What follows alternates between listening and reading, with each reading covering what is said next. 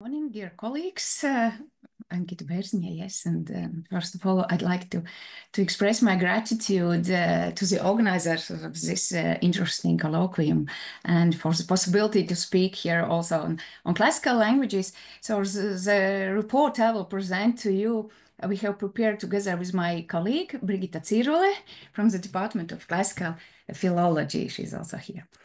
So, in the course of history, the northeastern territories of the Baltic Sea region, including Livonia, which comprised the part of present-day Latvia with its metropolis Riga and part of Estonia, have experienced different turbulences and changes of various powers. So these processes inevitably led to the emergence of several languages and society, and consequently to the necessity for multilingual approach to education.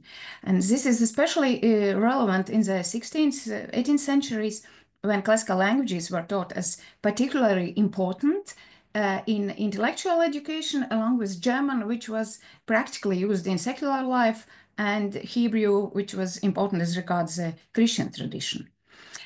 In our report, we would like to focus on the basic educational results and benefits that can be obtained thanks to multilingual approach to the acquisition of classical languages observed in the educational institutions of early modern Riga, namely in Riga Protestant Dome School, on the basis of which Riga Academic Gymnasium was later built, and in Schola Carolina or Riga Lyceum. Riga Academic Gymnasium prepared students for studies in European universities and operated until 1710, when Riga was included in the Russian Empire and the Academic Gymnasium was transformed into a classical gymnasium. Schola Carolina or Riga Lyceum, known also as Carl Lyceum, was a gymnasium-type school at St. Jacob's Cathedral, founded in 1675. By the order of Sweden's king, Carl XI. It was founded in addition to Riga Academic Gymnasium in order to prepare qualified clerks faithful to Swedish government, and the Lyceum graduates could continue their studies at Tervata and Uppsala universities. The Lyceum maintained by Swedish government existed also until 1710, when due to the siege by Russian army during the Great Northern War, its operation was interrupted. After the annexation of Vidzeme, a region in Latvia, to the Russian Empire, and after the renewal of Lyceum in 1733, it was renamed Riga Imperial Lyceum, and also later as Vidzeme Province Gymnasium. Outstanding persons who had gained their education in the best higher educational institutions of Western Europe worked in these schools, in these gymnasiums, and in all of them a lot of attention was paid to the learning of several languages, with predominant accent on both classical languages. Due to the existent documents, school curricula, and judging from the teaching materials used in training school children, multilingual approach in learning classical languages alongside with Hebrew and German as mental disciplines can probably best be tracked at Riga Protestant Dome School, especially after its reorganization in 1594. So the history of the school goes back to the beginning of the 13th century, when a parish school was opened in one of the aisles of St. Mary's Dome Cathedral. Not much can be said about the instruction in this parish school, since no documentary evidence has been left. However, European tradition suggests that in such Catholic schools, the instruction was conducted in Latin, and they served mainly for religious purposes.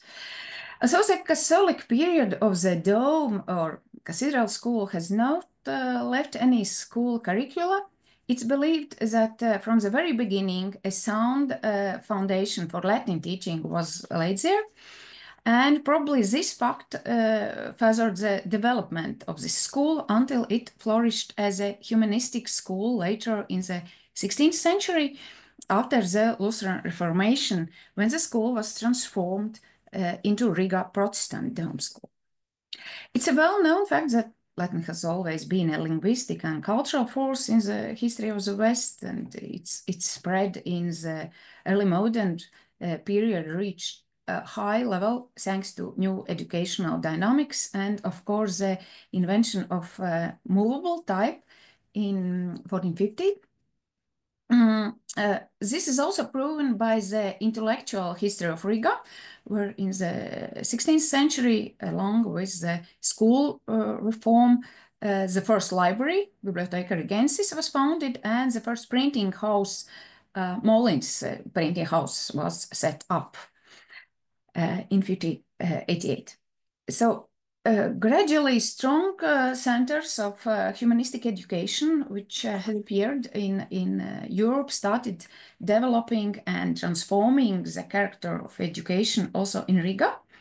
And once started in the 13th century, Latin teaching, along with such other languages as ancient Greek, Hebrew, and German, flourished towards the end of the 16th century in the Riga Protestant Dome School, which, following the tendencies in Germany and other educational centers of Europe, introduced Studia humanitatis in education, and gradually became the largest educational center providing humanistic education in Livonia. As seen from the extant written evidences, for example, the collection Orationes 3, written and pronounced by prominent people from Riga educational circles on the occasion of the reorganization of the Riga Protestant Dome School in 1594. As well as from the extant school curricula, the acquisition of both classical languages along with other subjects, as well as Hebrew and German, which also played an important part in the educational process, was considered as especially significant within the framework of Studia humanitatis. A stable place in the education of Riga residents was allocated to Latin and ancient Greek, which have dominant similarities in the structure of these strongly inflected languages, as well as to the study of the texts of classical Roman and ancient Greek authors. And it is the extant collection, Orationes 3, that gives us a solid idea about the planned learning process, about the acquisition of languages, about the goals of instruction, and the expected results. It contains the speeches made during the opening festivity of the reorganized Dome School by such prominent people as Syndic David Hilgen and Burgomaster Nicolausek. And they had invited the former rector of the whole gymnasium, who had once also worked at Leipzig University, Johannes Rivius, to be the inspector of the reorganized Riga Dome School. And the Latin speeches of these 3 men delivered at the opening ceremony, together with a detailed lesson plan, were printed in the Molins printing house of Riga under the title Orationes 3 in 1597. Nicolausek began his speech by reminding his listeners of the merits of the past, of those who had gone before. And according to him, the task of the school was to train the pupils in piety and wisdom, so that the city council and the citizens might rejoice in school leavers who are, as said Beke, non modo literatis sed etiam moribus exculpi atque elegantes. David Hilgen, in his speech, in turn, saw intelligence and eloquence, sapientia et eloquentia, as the aim of education and training. And he says, you see the quote in Latin, so there are 2 things which are principally decided to be in man, that he be human and that he be what the condition of the divine being demands. 1, indeed to be wise, and the other to speak Polish, sophisticated language. Johannes Revius addressed the meeting as a third speaker, and his rhetorically elaborated speech was most vivid and suggestive, since Revius, having discussed the particular significance of religion and church in the introduction, reminded his listeners about the values of classical heritage, which was to be acquired in the reorganized school. He, in a truly Ciceronian manner, insisted on the union of philosophy and rhetoric, on close union of good, honorable content and perfect and magnificent form. Revius demanded diligence and advocated the study of Plato and Aristotle.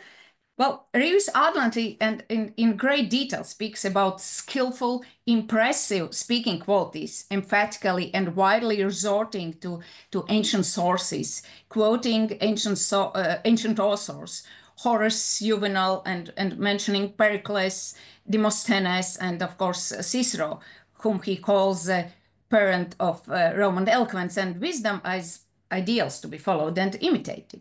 And thus pupils are supposed to immerse themselves in the best literary texts of classical antiquity, especially its poetry, oratory, and moral philosophy, to read and identify with powerful examples of classical virtue, with an aim to become virtuous and prudent.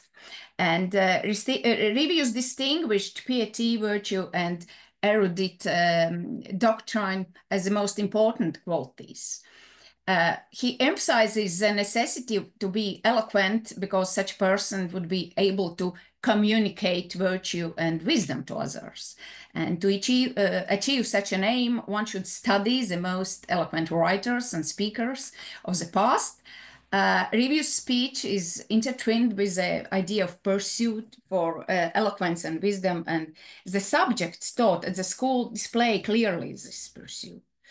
The extant school curriculum included in the collection Orationes gives a vivid picture of school subjects which were different, and on the whole, they betray clearly the influence of European humanistic schools. The acquisition of religious and classical disciplines seems to have been of equal importance. The pupils were expected to learn the catechism in both German and Latin, as well as to study extracts from the Gospel and the Psalms. Great attention was paid to language learning, Hebrew, German, Latin, and Greek. And so during the first year of learning, pupils mastered writing and reading German, but later Latin and Greek became the basic subjects to be acquired. These languages were acquired as academic disciplines following the principle of sequence and gradualism, while at the same time putting the usefulness for the students in the foreground. Latin was started already in the first year, classes quinta, while the basics of Greek with 4 hours a week are given in the third or fourth year. Mostly classes secunda. In the following years, language knowledge is deepened with more complicated grammar questions, as well as learning syntax and reading authors. The basis of the similarities between the two ancient languages is a grammatical system, and learning them is based on detailed knowledge of grammar. It starts with getting to know the letters and their pronunciation, prosody, and spelling, which in the ancient Greek language requires significantly longer time and more attention than in Latin. In addition, in learning the Greek letters and sounds, the correspondence to the letters and sounds of the Latin language is learned. Then different word classes are learned sequentially.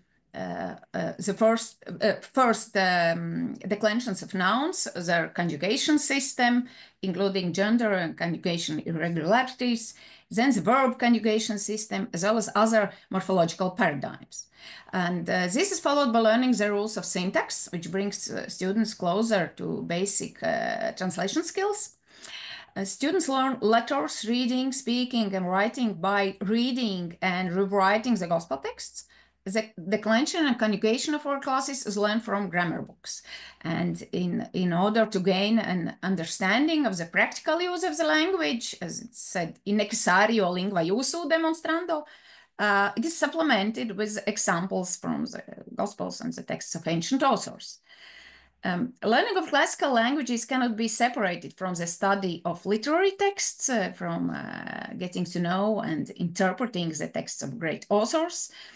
It is studies of the true meaning of words, analysis of figures of speech, analogies, allusions. Such a learning of the basic principles of grammar is supplemented by more and more extensive readings of texts by ancient Greek and Roman authors. And in order to gradually acquire profound language competence, one starts with short phrases and expressions, for example, in Greek with sayings of 7 whys, and in Latin with the couplets of Cato.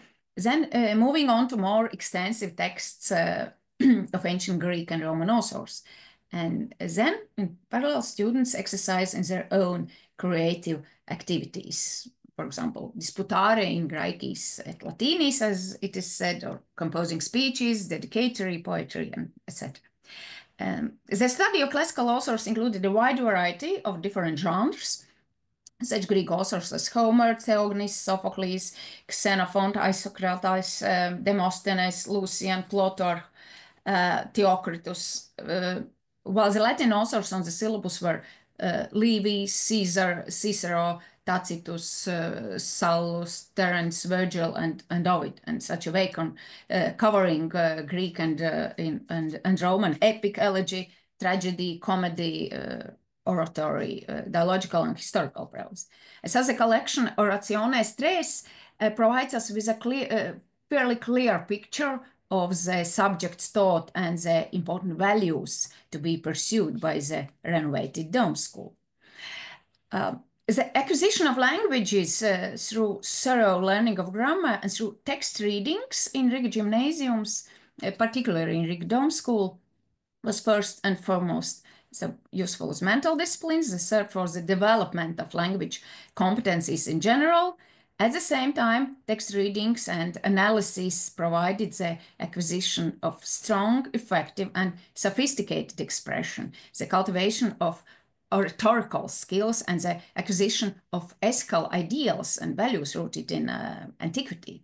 And all these qualities can be observed in the numerous examples of the extant Latin and Greek gymnasial disputations, dissertations, prose texts, as well as occasional poetic texts that can serve as evidence of the existence of intellectual communication on the basis of multilingualism in Riga in the respective periods. So, for example, the practice of gymnasial disputation culture and of writing dissertations in Latin, and mostly in Latin and in German, was widespread in Riga gymnasiums in the period under discussion, and the disputations and dissertations were devoted to most varied subjects, religion, law, and philosophy being the most common. And it seems that the practice of disputation was an integral part of education in Riga gymnasiums, and it's presupposed a discussion on a definite subject. So disputations in the academic world were a way of training students to argue, to persuade, and to convince others in the search for the truth, and disputations were considered a fairly solemn event in which the participants could demonstrate their skills.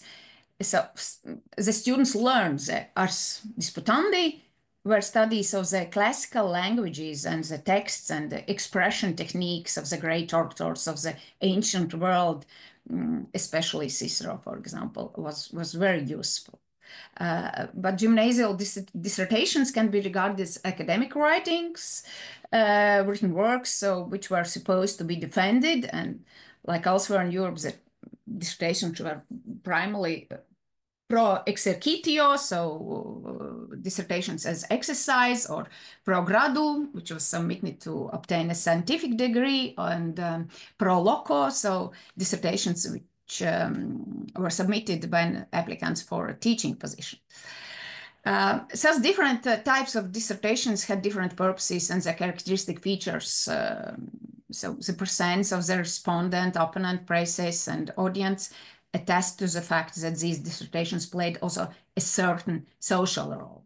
And the intellectual skills and knowledge provided by the studies of classical languages and on various types, genres of ancient texts were also essential in the development and defense of these texts. And even more, the importance and diversity of studying the Latin and Greek languages and classical texts, so ethical ideals and various qualities of expression is illustrated by the poetic texts related to the educational environment. It is the occasional poetry composed by both students and graduates, and as well as school professors and rectors, celebrating various life events. Initially very widely in Latin, but also in Greek, and over time more and more in German, as well as sometimes in other languages. Dedicatory poetry was written in honor of various important occasions: weddings, funerals, birthdays, visits of celebrities, congratulatory lines in dissertations, etc. Regardless of their specific purpose, they always serve to highlight and glorify the addressee, as well as to confirm the intellect, erudition, and poetic skills of the author of the text, as well as more broadly to illuminate and attest to the values of the entire society. Occasional poetry, whatever the occasion, purpose, and volume of the text, is essentially based on ancient models, uses classical meters of ancient poetry, especially hexameter, elegic, distich, etc. Motives, images, ancient cultural realities, allusions, and elements and techniques of expression. And different languages are also often combined. Latin and Greek, or even more widely, texts in classical languages are combined with texts in other languages, for example, German. And so, yes, extended analysis of such examples cannot be, of course, included in this report. We would like to show some examples, but if you don't see my screen, then probably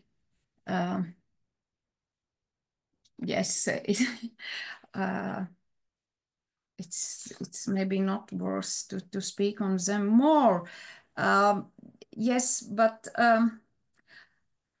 there are congratulatory poems. There are small texts in particular that can be purposely supplemented with anagrams in different languages.